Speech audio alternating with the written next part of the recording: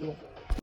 Bonjour, donc nous allons aujourd'hui analyser une vidéo sur la PSA, correspondant à la PSA athlétisme, du champ d'apprentissage numéro 1, produire une performance mesurée sur une situation de triple saut.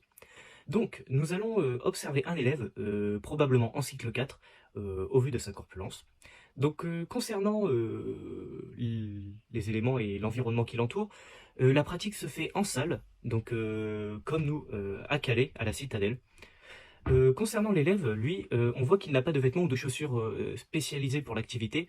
On peut donc émettre l'hypothèse qu'il s'agit d'un élève non spécialiste dans l'activité ou bien qu'il ne pratique pas cette activité souvent. Donc pour analyser cette vidéo, nous allons utiliser l'acronyme JV.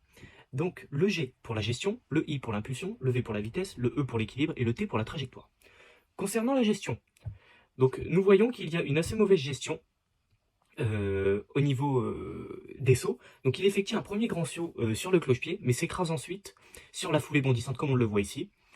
Enchaîne un deuxième saut très court, voilà comme on le voit ici, et termine par un assez grand saut avec une pose d'appui trop légèrement au-delà du bassin, ce qui me permet de ne pas avoir une bonne impulsion sur la foulée bondissante.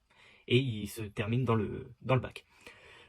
Concernant la prise d'élan, on le voit ici. Lorsque nous mettons la vidéo, à la fin, il hésite. Il n'y a pas vraiment d'amplitude dans la course, plutôt en fréquence ça démarre fort et il y a un raccourcissement progressif. Donc une gestion de la prise d'élan hésitante. On voit qui plus est qu'il mord la planche, voilà, comme ici. Choix dans la planche d'appel probablement à modifier. Concernant l'impulsion, nous avons un corps trop droit lors de la première impulsion, il devrait légèrement être orienté vers l'avant pour donner de l'impulsion dans la course tout simplement. On a une conservation assez correcte lors du cloche-pied du grand axe du corps droit afin de contenir les rotations créées à l'impulsion.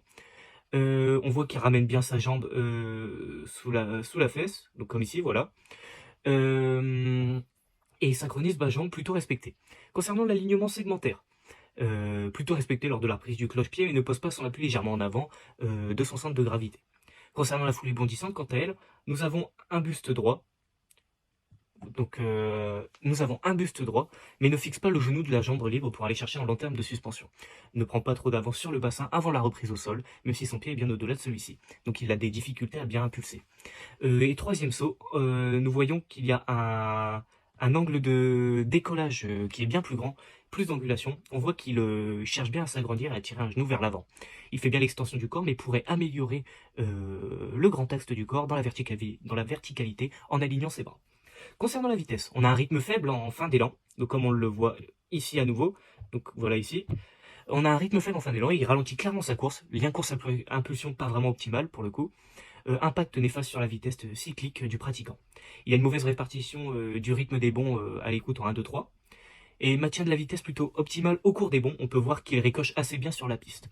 Concernant l'équilibre, on a un bon maintien de la chaîne PBE dans l'ensemble, ce qui lui permet d'être aligné et équilibré dans la verticalité. On a un regard plutôt orienté vers l'avant, qui est organisateur d'un bon équilibre. On a des segments liques pas toujours bien exploités avec la jambe qui n'est pas toujours en genou et les bras sont parfois mal positionnés. Mais malgré tout, il reste stable et équilibré dans ses reprises, ce qui montre qu'il utilise son gainage plutôt à bon escient.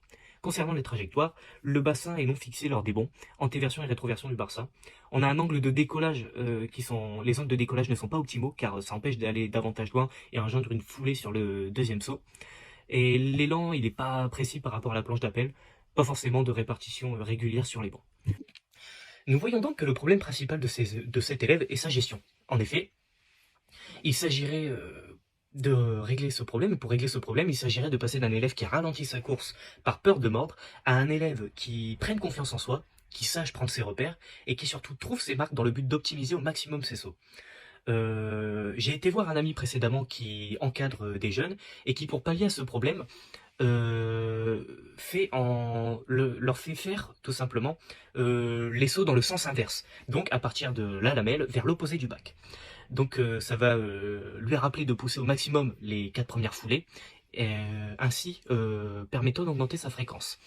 Ce qui va donc lui permettre de ne pas ralentir et ça va l'aider à marquer son dernier point d'appui grâce à par la lamelle par exemple, avec une lamelle par exemple. Donc voilà.